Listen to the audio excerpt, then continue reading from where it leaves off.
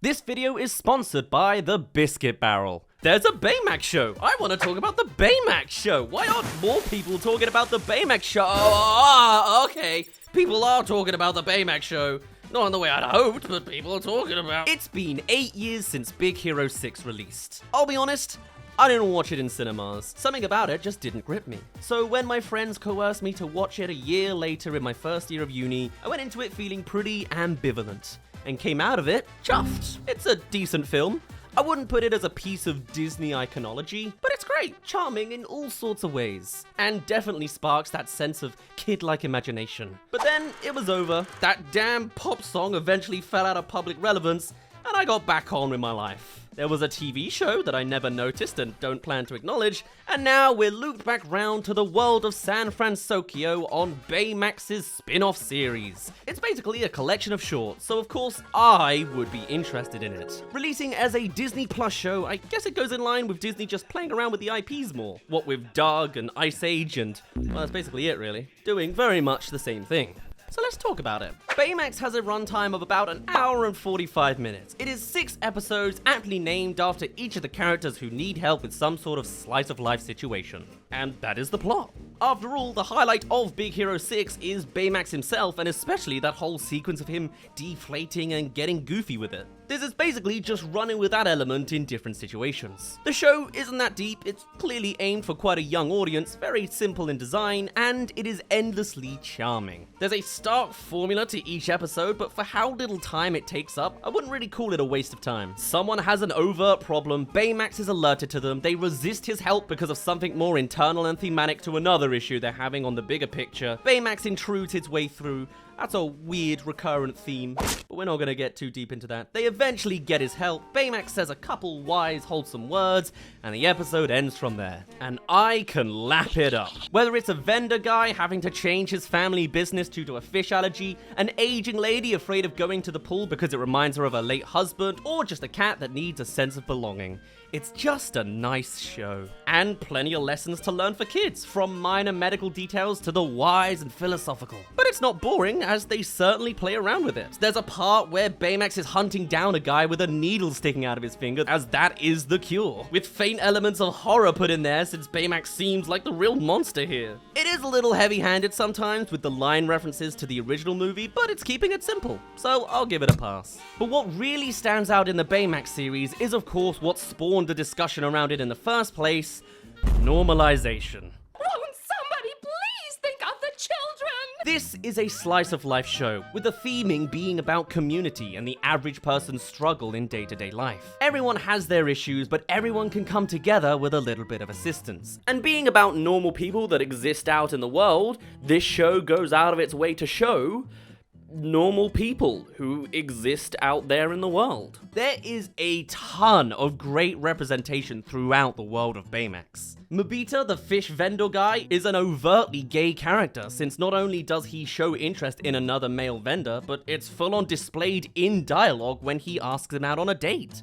Are you asking me on a date? Your pulse and heartbeat have quickened. No. Fantastic stuff. And of course, we'll then be opening up for kids to ask questions about the world around them. Not to mention, even off of the LGBT stuff, it's great to see the main characters come in all sorts of forms. Mobita itself is not a name I was familiar with before this show, which is refreshing to hear. And by the way, if you didn't hear from our last vid, here's an announcement for the Biscuit Barrel.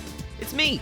I'm part of a comedy sketch show, IRL, and we're going to the Edinburgh Fringe Festival for the entire month of August. It's fast-paced, it's absurd, it's 69 sketches in the space of an hour.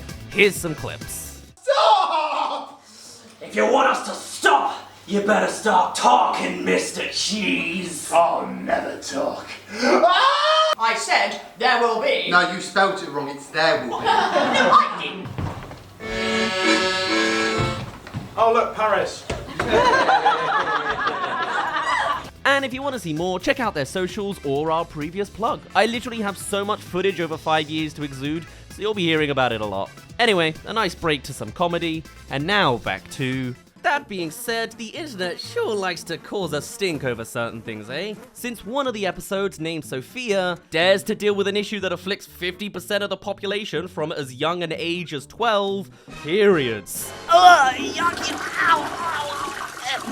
If you're too afraid to teach children the concept of periods, then you're an awful parent. Also, I learned it's possible to start from age 8. What the fuck? But anyway, as if readying itself to be a lightning rod of political whining, within this same episode is the now iconic shopping scene, in which Baymax is a little lost on trying to buy some products. Thankfully, he didn't choose to download all the knowledge of pharmaceutical products, because I'm sure his marshmallow brain would explode after learning of the profiteering element of at least the American half of San Fransokyo. Instead, he's approached by a barrage of shoppers giving advice. Hey look, it's that theme of community coming together again. Yes, in this slice of life reality of San Fransokyo, there are characters who identify as trans.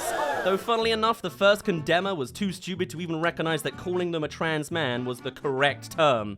You bigoted dumbass. Now, I have heard some people say that it's maybe a little too obtuse considering they're wearing the trans flag as their entire shirt, rather than just a pin, but that at least is a more nuanced debate. I think if it's about starting a conversation with kids, it makes sense to make the context around the question it brings up more clear. But yeah, it's there. And to be honest, it will go over most people's heads. It's a pretty quick scene. Literally blink and you'll miss it. But having the chance to talk about it is infinitely important. But anyway, as a series of detached shorts of Baymax doing a similar mission each day, the premise obviously falls flat to some people. But if you have the patience to stick with it, the show then works a little harder to bring the message home. See, part of the formula has Hero actually making an appearance as a post-credit scene to every single episode. Kinda like a Phineas and Ferb, oh there you are Perry type deal. And every time Baymax has some sort of new hint of where he's been. Playing with a yo-yo, holding a stinky fish, disappearing. Oh yeah! And then Baymax just disappears! See, come round to episode 5 and Baymax is handling a cat, chasing them down in a warehouse, what is with him and warehouses, and drilling the place apart to obtain it. And upon finally succeeding, Baymax is low on charge from all his exertion and doesn't reach the plug outlet in time. Also, he gets crushed by debris. Leading us to the final episode where the character to be assisted is Baymax. And now Hero is the hero again. And it becomes a nice little sequence, with Hero following Baymax's GPS history, trailing his trail all across the city, and crossing over with all the other characters from the previous episodes of the series. Baymax has spent a whole week saving the people, and now the people are all coming together to save him for once. It's just the perfect, wholesome kids show ending. Cass, after spending a whole episode not wanting to close the cafe, now immediately closes the cafe for these circumstances. Though it plays the enthusiastic team member a little strong since I think he helped you recently with... My period! I don't know any 12-year-old girl who would comfortably confess that out loud. I don't know any 12-year-old girls. Is this a bad time to remind you to subscribe maybe? Even still, they all come together. You know a chunk of their backstories and they each have a role. You kind of start to know them more than the original Big Hero 6 side characters. Even Yachi the cat gets involved by admittedly pure luck that they're paying that much attention to them, and there's a pretty good gag with it. Follow that cat! And once they're at the warehouse, you have Kiko and Sophia carrying Baymax, Hero holding up the gate, and Cass and Mobita distracting the construction workers as this warehouse is being demolished for a little extra drama. Only for the cat to come in clutch and reveal itself to truly save the day. And they drive off into the sunset as Small Hero 6. That is ironic, because there is in fact a Big Hero 6. Yeah, some of the references are kinda heavy-handed, but whatever. Hope you weren't a fan of the main side characters, as there's not a peep from any of them. I don't really mind personally. For what it is, Baymax is a happy, wholesome little kids show adventure. It's nothing too complex, easy to consume, and no doubt endlessly great for kids to learn a thing or two about medicine and life. And Baymax does a great job of introducing all sorts of elements of representation in a way that just seems normal. Whether it's races, age, orientation, gender identity, or just being a lonely cat. Who, by the way, doesn't actually get their emotional problems solved in their episode and only gets that resolution when teamed up with the rest of the group.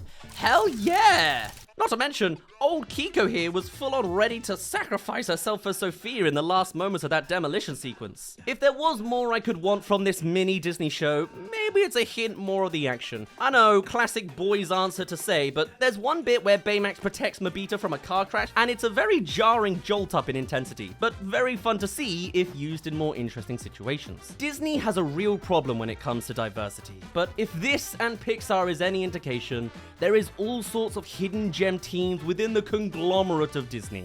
It's just the highest ups directing the biggest projects for all the more international borders. Not exactly the greatest news, but it's nice to see that Disney internally, in a lot of places, doesn't feel the same.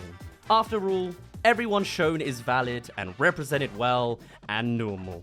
Hell yeah! Elderly people exist. I knew they were valid. For now, my name's been Dazz, you didn't really care, and I'll see you in a bit.